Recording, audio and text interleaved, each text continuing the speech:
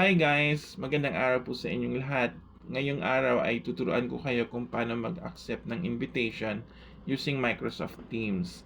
Gagawin ko itong tutorial na ito dahil maraming sa aking mga estudyante ang madalas nagtatanong every time I send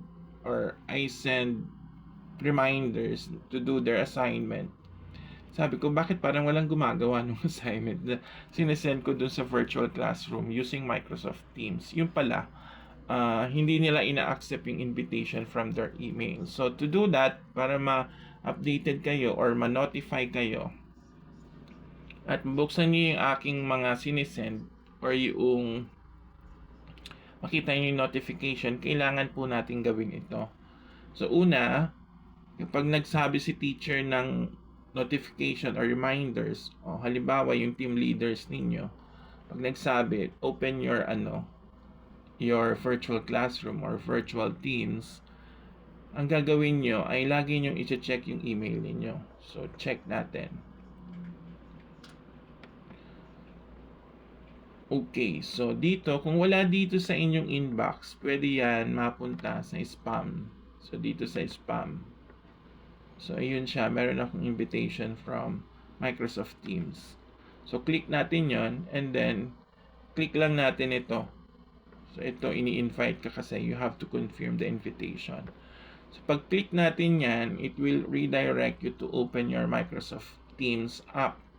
So, hindi ko muna i-click ito kasi pag kinilik ito, yung personal account ko or yung account ko sa organization na ma-open. So, sabi nga natin, kayo ay gumagamit ng inyong personal account. So, hindi ko muna ito i-click.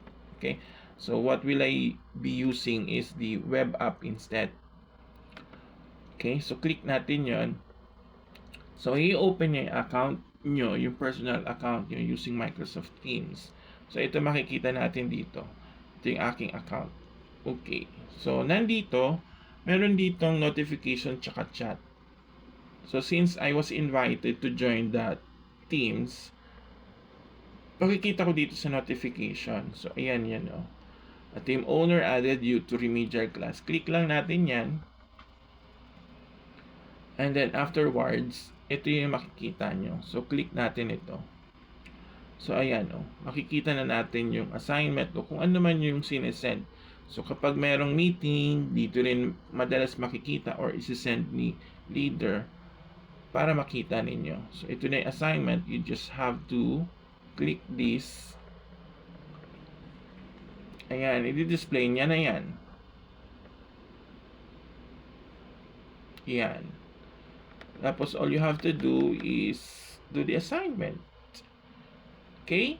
So, that's it for now. Thank you guys. Bye-bye.